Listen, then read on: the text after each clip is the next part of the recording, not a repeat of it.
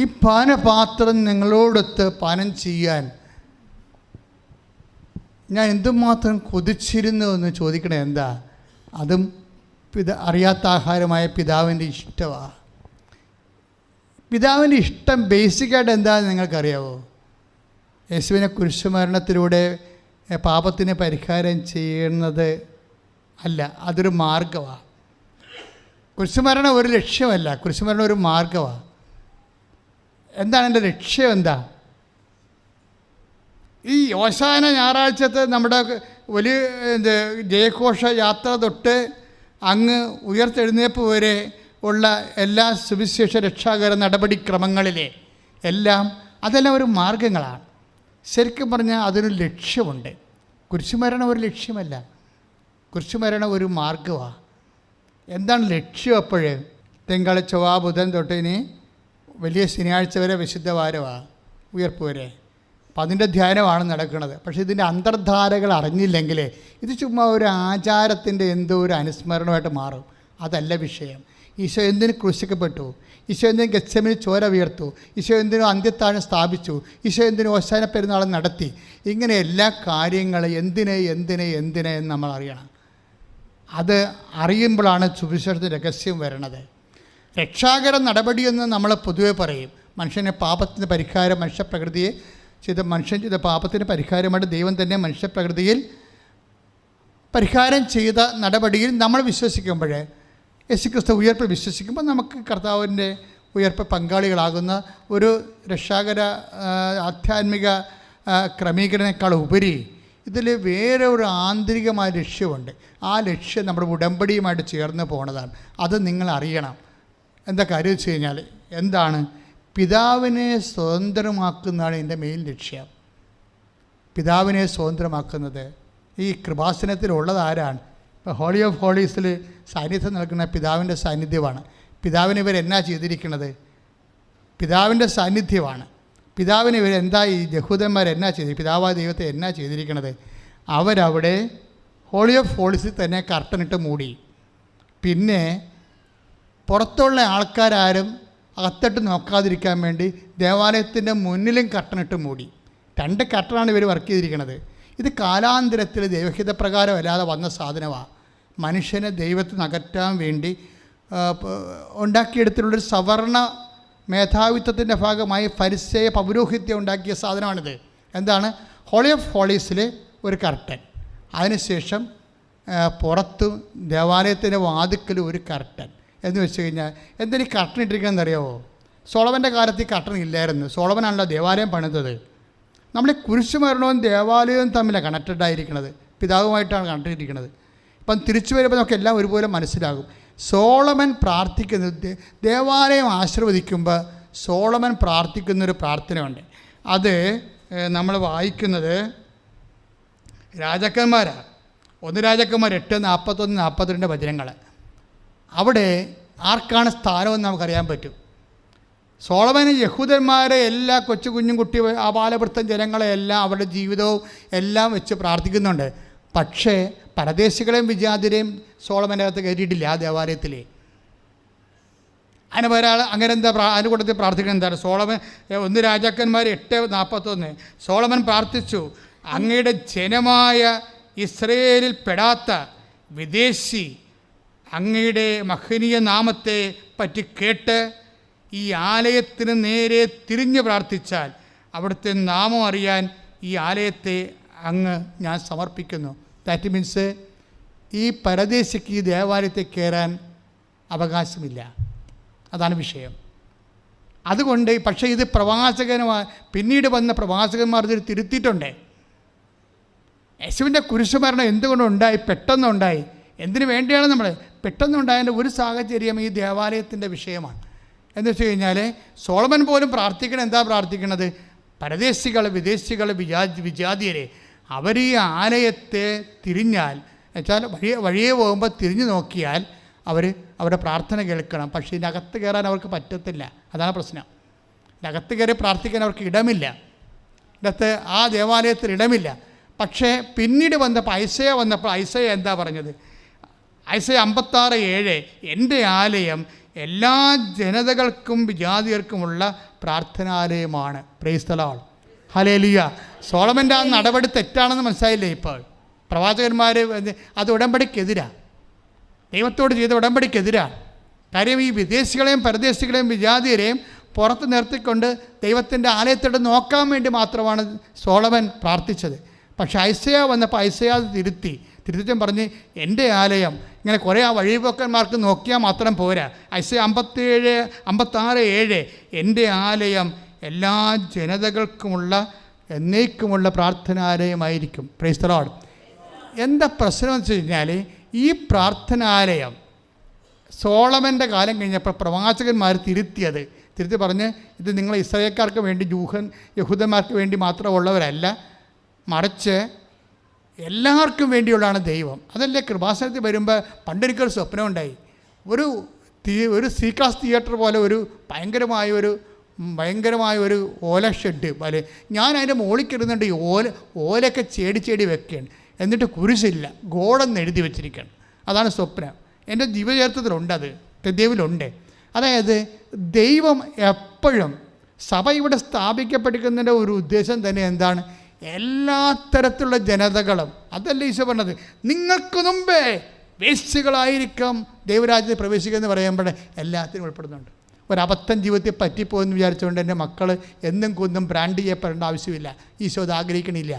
ഈശോയെ ഒരബദ്ധം പറ്റിപ്പോയി, എനിക്ക് എന്നോട് ക്ഷമിക്കണം, ഇനി ഞാൻ ഇനി ആവർത്തിക്കത്തില്ലെന്ന് പറഞ്ഞാൽ ആ സമയത്ത് യേശുവിൻ്റെ ഹൃദയത്തിൽ, ദൈവത്തിൻ്റെ ഹൃദയത്തിൽ നിനക്കൊരു സ്ഥാനം കിട്ടും. കൈയടിച്ച് കർത്താൻ സ്വല്ലേലൂയ.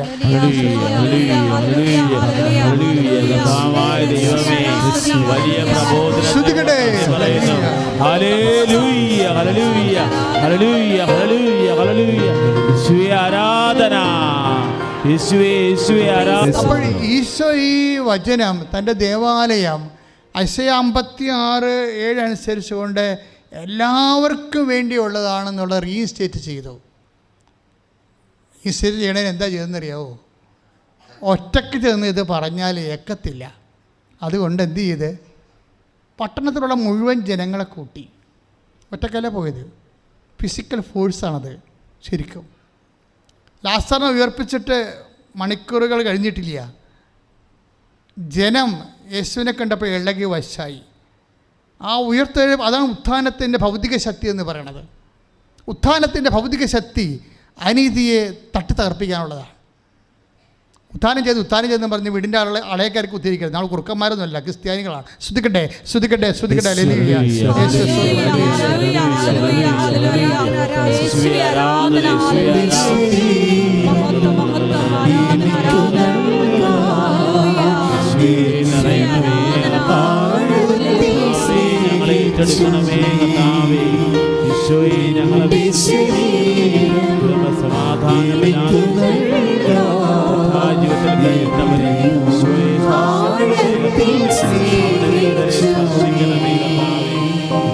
മർക്കോസിൻ്റെ സുവിശേഷം 14:2 വചനമുണ്ട്. കയഫാസും അന്നാസും കർത്താവിനെ കൈകാര്യം ചെയ്യാൻ വേണ്ടി തീരുമാനിച്ചപ്പോഴേ ഇവന്മാർ തമ്മിൽ പറ വാക്കുണ്ട്, നമ്മൾ തിരുനാളിനെ കൈവെക്കരുത്, കാര്യം ജനം നമ്മളെ കൈവെക്കും. അതാണ് മർക്കോസ് 14:2. അപ്പം ജനം ഒരു ശക്തിയാണ്. ജനത്തിനെ ഇവർക്ക് പേടിയുവാ. ജനത്തെ നിർത്തിക്കൊണ്ട് കർത്താവിനെ കൈവെക്കാൻ പറ്റത്തുമില്ല. ജനകീയമായ ശക്തിയാണ്. ഉത്ഥാനത്തിൻ്റെ ശക്തി എന്ന് പറയണത് അതിൻ്റെ ഭൗതികമായ ലെവലിൽ സമൂഹത്തിൽ നിലനിൽക്കുന്ന അനീതിക്കെതിരെയുള്ള ഒരു തച്ചുടക്കലായിട്ടാണ് വരണത്. ഉത്ഥാനത്തിൻ്റെ ശക്തിക്ക് 2 മാനങ്ങളുണ്ട്. ഒന്ന്, ഉത്ഥാന ശക്തി നിത്യതയിൽ നമുക്ക് പിതാവിൻ്റെ ഭവനത്തിൽ താമസിക്കാനുള്ള നിത്യമഹത്വത്തിൻ്റെ ശക്തിയാണ്. അതനുസരിച്ച് സുവിശേഷത്തിൻ്റെ കർത്താവിന് ഉയർത്തെഴുന്നേൽപ്പിൻ്റെ സാക്ഷി. പക്ഷേ ഉയർത്തെഴുന്നേൽപ്പിൻ്റെ സാക്ഷി എന്ന് പറയണത് ഇപ്പം തന്നെ ദേവാലയം, അവൻ ദേവാലയം ലക്ഷ്യമാക്കിയാണ് മൂവ് ചെയ്യണത്. ജനക്കൂട്ടത്തിൻ്റെ അകമ്പടിയോടുകൂടി ജനമൊലിവിലകളൊക്കെ എടുത്ത് കഴുതപ്പുറത്ത് രാജാവായിട്ട് അധികാരിയായിട്ടാണ് അവൻ വരണത്. അവൻ അധികാരിയായിട്ട് വരുമ്പോൾ അവൻ പെട്ടെന്ന് പട്ടണം ഇളകി വശായി ജനം ഒറ്റക്കെട്ടായി അവൻ്റെ കൂടെ അങ്ങോട്ട് കൂടിക്കഴിയുമ്പോൾ അവൻ്റെ ലക്ഷ്യം എന്താണ്? ദേവാലയത്തിൽ ഐസയായുടെ കാലത്തുള്ള സ്റ്റേജ് റീഇൻസ്റ്റേറ്റ് ചെയ്യണം. എൻ്റെ ആലയം എല്ലാ ജനതകൾക്കുമുള്ള പ്രാർത്ഥനാലയമെന്ന് വിളിക്കപ്പെടുമെന്ന് പറഞ്ഞു. ഐസയ 56:7 പറഞ്ഞിരിക്കുന്നത് ആ ലക്ഷ്യമാണ്. ദേവാലയത്തെ എല്ലാ ജനതകൾക്കും വേണ്ടി തുറന്നു കൊടുക്കാൻ വേണ്ടി അവൻ ഈ ജനക്കൂട്ടത്തിൻ്റെ അകമ്പടി, ഇത് ഫിസിക്കൽ ഫോഴ്സാണ് ശരിക്കും. യോഹന്നാൻ 2:15 പറയണത് അവൻ ചമ്മട്ടി ഉണ്ടാക്കിയെന്നാണ് പറയണത്. ചമ്മട്ടി ഉണ്ടാക്കിയ ഈ ജനശക്തി ആവസിച്ചിട്ട് സമാഹരിച്ചിട്ട് അവൻ തന്നെ അവിടെ കിടന്ന് ഏതോ ആടിനൊക്കെ തട്ടിപ്പറിക്കുന്നുണ്ടല്ലോ. ആദ്യം ചെയ്തത് ആടിനെ അഴിച്ചു വിട്ട് അതിൻ്റെ കഴുത്തെ കിടന്ന കയറാണ് എടുത്ത് അടവൻ ചമ്മട്ടി ഉണ്ടാക്കുന്നത്. കാളയെ അഴിച്ചുവിട്ട് ആ മൃഗം വിൽപ്പനയ്ക്ക് വേണ്ടി കെട്ടിയിരുന്ന സംഭവങ്ങളെല്ലാം അവൻ അഴിച്ചു വിട്ടിട്ട് അതിൻ്റെ കഴുത്തെ കെട്ടിയിരുന്ന കയറെടുത്തിട്ട് ഇവൻ ചമ്മട്ടി ഉണ്ടാക്കി ശിഷ്യന്മാർ ഉണ്ടാക്കി കൊടുത്തതല്ല, ഇവൻ ഉണ്ടാക്കിയെന്ന് പറഞ്ഞു. ആരും തെറ്റിദ്ധരിക്കേണ്ട കാര്യമില്ല. എൻ്റെ അടുത്ത് യോഹന്നാൻ എഴുതി വെച്ചിട്ടുണ്ടാണ്. സാരം വെച്ചാൽ ശിഷ്യന്മാർ ഉണ്ടാക്കി കൊടുക്കണം, എല്ലാം ഉണ്ടാക്കി കൊടുക്കുന്ന പരിപാടിയായിരുന്നു. ലാസറിൻ്റെ കല്ലെടുത്ത് മാറ്റിയത് ശിഷ്യന്മാരായിരുന്നു, അല്ലേ? കഴുതയെ കൊണ്ടുവന്നത് ശിഷ്യന്മാരാണ്, പക്ഷേ ചമ്മട്ടി ഉണ്ടാക്കിയത് അവൻ തന്നെയാണ്. അപ്പം തന്നെ മനസ്സിലാക്കാം ഇത് ലക്ഷ്യം വേറെയാണെന്ന്. അതായത് പിതാവിൻ്റെ ഭവനമാണ് വിഷയം. പിതാവിൻ്റെ ഭവനം എന്ന് പറഞ്ഞാൽ യഹൂദന്മാരുടെ മാത്രം കുത്തകയായിട്ട് വെച്ചുകൊണ്ടിരിക്കുകയാണ്. മറ്റുള്ളവരവിടെ നിന്ന് അകറ്റിക്കളഞ്ഞ് എൻ്റെ ആലയം എല്ലാ ജനതകൾക്കും വേണ്ടി തുറന്നു കൊടുക്കാൻ വേണ്ടിയാണ് അവൻ ഈ ഫിസിക്കൽ ഫോഴ്സ് ഉപയോഗിക്കുന്നത്, ജനകീയ ശക്തി ഉപയോഗിക്കുന്നത്. ഇത് ഉത്ഥാനത്തെ ലാസറിൻ്റെ ഉത്ഥാനം കഴിഞ്ഞ് വന്ന വരവാണ്. ഉത്ഥാനത്തിൻ്റെ ഭൗതികമായ ഒരു രാഷ്ട്രീയ മുന്നേറ്റമാണ് ഇതിൻ്റെ അകത്തുള്ളത്. ശരിക്കും കർത്താവ് പാപം ചെയ്തിട്ടില്ല, പക്ഷെ അതേസമയം തന്നെ ദൈവമാണെന്നും പറഞ്ഞതിന് ശേഷം നമ്മളൊക്കെ ചെയ്യുന്ന പോലെ ഏതെങ്കിലും മൂലക്ക് കുത്തിയിരുന്ന അയ്യോ ഞാൻ പോകത്തില്ല, ഞാനതിൻ്റെ ഇടപെടത്തില്ല, നമ്മളായി നമ്മുടെ വയറായി നമ്മുടെ ദൈവമായി നമ്മുടെ കാര്യം. അതായത് വിശ്വാസം എന്തുമാത്രം എല്ലാം പ്രയോഗ തലത്തിലെ ശരിക്കും അപസുവിശേഷവൽക്കരണമായിപ്പോയി. ഒരു ആചാര അനുഷ്ഠാനത്തിൻ്റെ മാത്രം ഒരു അഭ്യാസ രൂപമായി മതം ഒരു അപസുവിശേഷത്തിൻ്റെ ഒരു സാമൂഹ്യ രൂപമായി മാറി. ഇതിനെതിരെയാണ് ശരിക്കും പറഞ്ഞാൽ ഉത്ഥാനത്തിൻ്റെ ശക്തി പ്രവർത്തിക്കേണ്ടത്. നിങ്ങൾ ഇറങ്ങി പ്രവർത്തിക്കണം, ഞാൻ ഇറങ്ങി പ്രവർത്തിക്കണം. കാരണം എനിക്ക് 4 കേസ് മറ്റുണ്ട്. ഹൈക്കോടതി ഒരു കേസുണ്ടായിരുന്നു, അത് ജസ്റ്റ് തീർന്നേ ഉള്ളൂ. സുപ്രീം കോടതി അവിടെ നമ്മുടെ ജില്ലാ കോടതി 2 കേസുണ്ടായിരുന്നു, ഒരെണ്ണം ഇപ്പം തീർന്നു. കളക്ടറേറ്റ് ഉപരോധിച്ചുണ്ടാക്കിയതാണ്. കാര്യം ഒരു സമൂഹത്തിൽ അനീതി നടക്കുന്നെന്ന് കണ്ടു കഴിഞ്ഞാൽ അതിനു വേണ്ടി നമ്മൾ നിലനിൽക്കേണ്ടത് ഉത്ഥാനത്തിൻ്റെ ശക്തിയാണ്. എനിക്ക് സുഖമാണ് കുർബാന ചൊല്ലിക്കൊണ്ടകത്തിരിക്കാനും പത്രം എടുത്ത് വായിക്കാനൊക്കെ സുഖമാണ്, ഒരു കുഴപ്പമില്ല. സുഖമുള്ള ഒരു ക്രിസ്ത്യാനിറ്റി ഉണ്ടാക്കി നമ്മൾ എടുക്കുകയാണ്. ക്രിസ്ത്യാനിറ്റി സുഖമുള്ളതല്ല. ക്രിസ്ത്യാനിറ്റി ഉത്ഥാനത്തിൻ്റെ സൗഖ്യമാണ് എന്നുള്ളത്, ഉത്ഥാനത്തിൻ്റെ ശക്തി. ഞാൻ അങ്ങനെ നീതീകരിച്ച് സംസാരിക്കുകയല്ല, പക്ഷേ സഭ ഈ വിഷയത്തിലെ ഒരു സാമൂഹ്യ വിഷയങ്ങളിലെല്ലാം സുവിശേഷത്തിൻ്റെ ഒരു നിലപാടുണ്ട്. അവനാരെയും തല്ലിയൊന്നുമില്ല കേട്ടോ, നിങ്ങൾ തല്ലിയൊന്നും ചിത്രീകരിക്കണ്ട.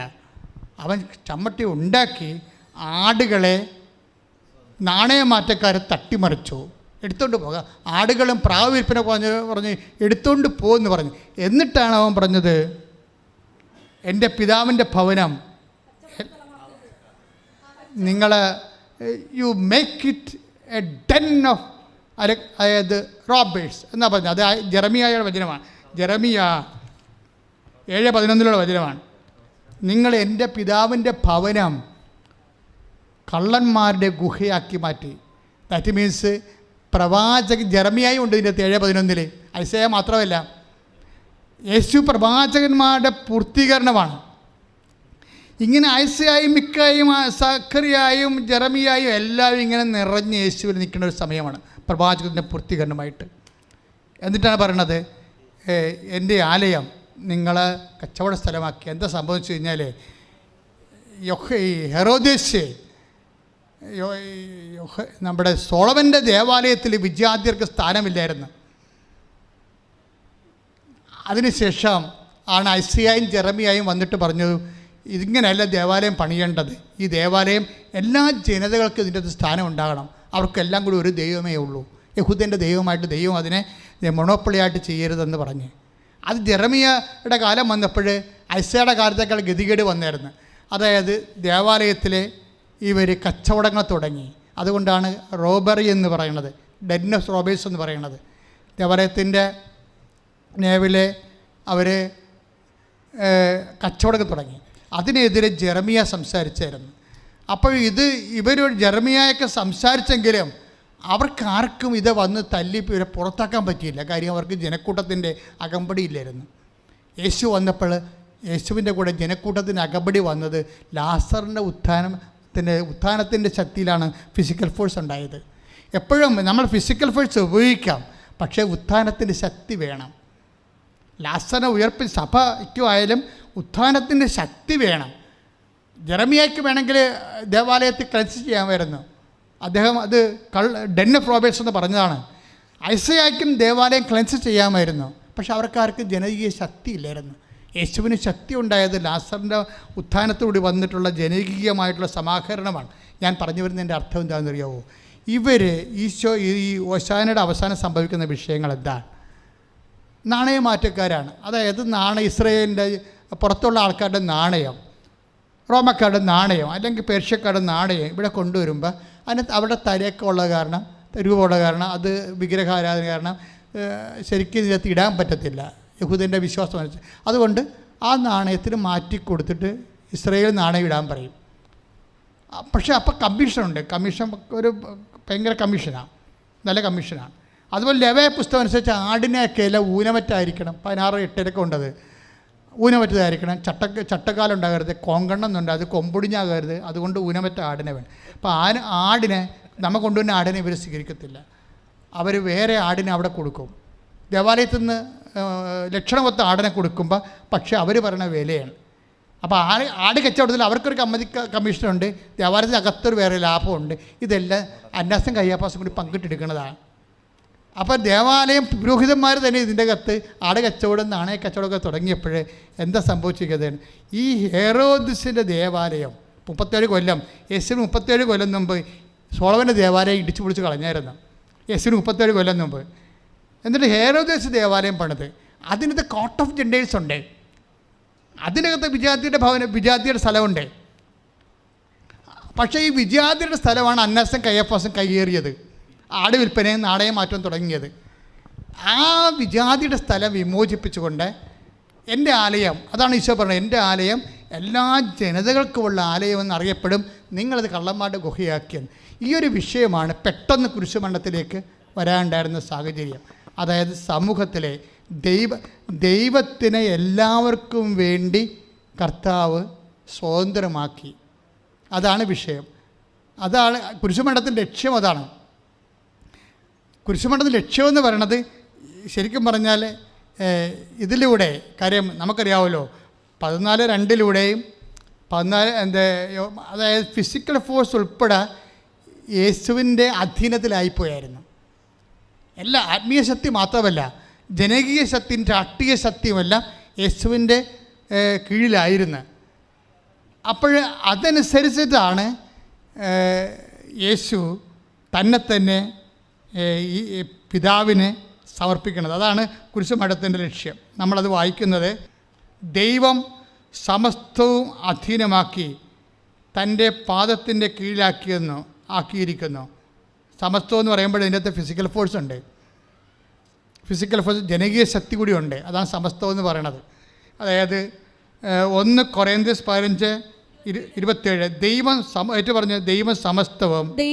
സമസ്തവും അധീനമാക്കി തൻ്റെ പാദത്തിൻ്റെ കീഴിലാക്കിയിരിക്കുന്നു. എന്നാൽ സമസ്തം അധീനമാക്കി എന്ന് പറയുമ്പോൾ അവ അധീനമാക്കിയവനൊഴികെ എന്നത് സ്പഷ്ടം. സമസ്തവും അവിടത്തേക്ക് അധീനമായി കഴിയുമ്പോൾ സമസ്തവും തനിക്ക് അധീനമാക്കിയവന് പുത്രനെ തന്നെയും അധീനനാകും.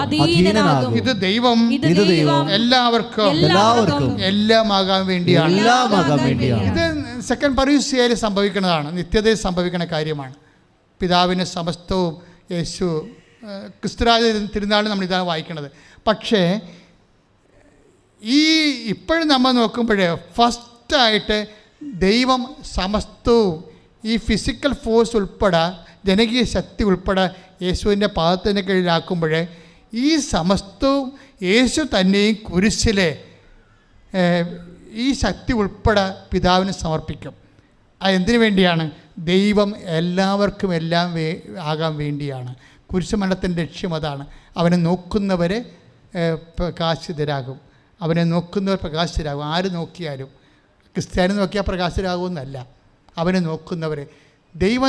ദൈവം എല്ലാവർക്കും ആകാൻ വേണ്ടിയാണ് കർത്താവിൻ്റെ കുരിശുമരണം.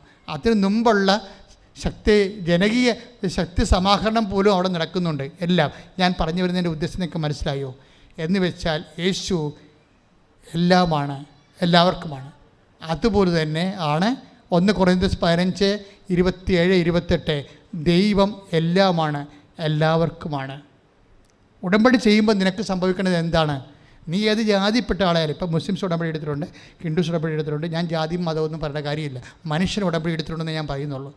മനുഷ്യന്മാർ ആരെല്ലാം ഉടമ്പടി എടുത്തോ ദൈവം എല്ലാവർക്കും എല്ലാമാണെന്നാണ് 1 കൊറിന്ത്യസ് 15:27. അങ്ങനെ ദൈവം എല്ലാവർക്കും എല്ലാം ആകാൻ വേണ്ടിയാണ് അവൻ ക്രൂശിക്കപ്പെട്ടതും പിതാവിനെ നമുക്ക് സമർപ്പിച്ചതും. അതിൻ്റെ ഭാഗമായിട്ടാണ് ദേവാലയത്തിൻ്റെ തിരശ്ശീല കീറിക്കളയണത്.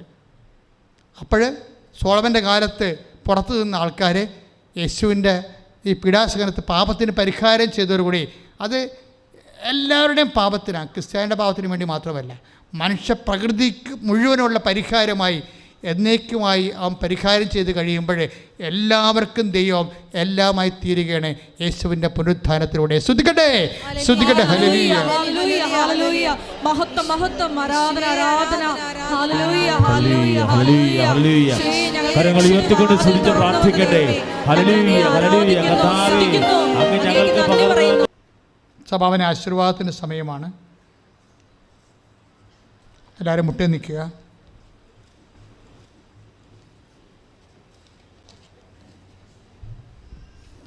യേശുവേ സ്തോത്രം, യേശുവേ സ്തോത്രം, യേശുവേ നന്ദി. കർത്താവേ സ്തോത്രം. ദൈവം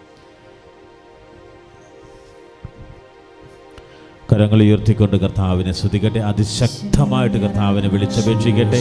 ഇതാ കർത്താവായ ഈശോ ആശീർവദിക്കാൻ പോവുകയാണ്. വിശുദ്ധ വാരത്തില് ക്രിസ്തുവിന്റെ പീഡാനുഭവത്തിന്റെ വലിയ നിമിഷങ്ങളിലേക്ക് കടക്കുന്ന ഈ പുണ്യ ദിനത്തില് കർത്താവിത ആശീർവദിക്കുകയാണ്.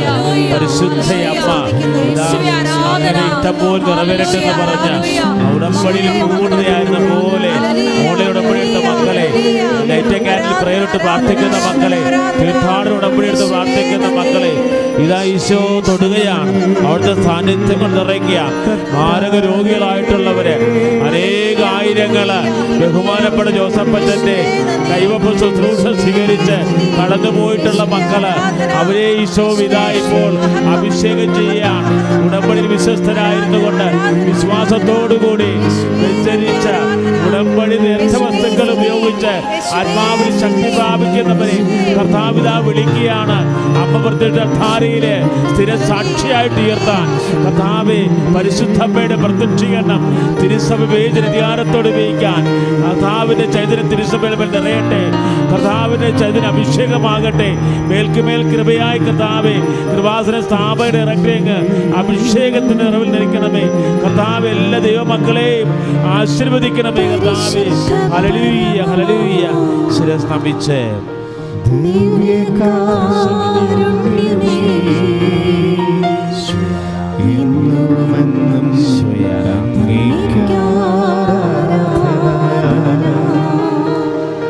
പരിശുദ്ധ പരമമാ ദിവ്യകാരുണ്യമേ എന്നുമെന്നും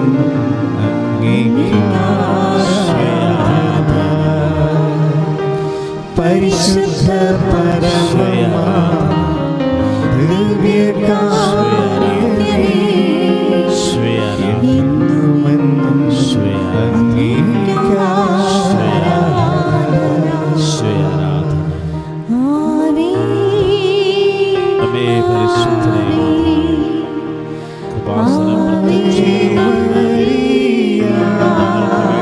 മുഴുവന് വേണ്ടി മധ്യസ്ഥയായി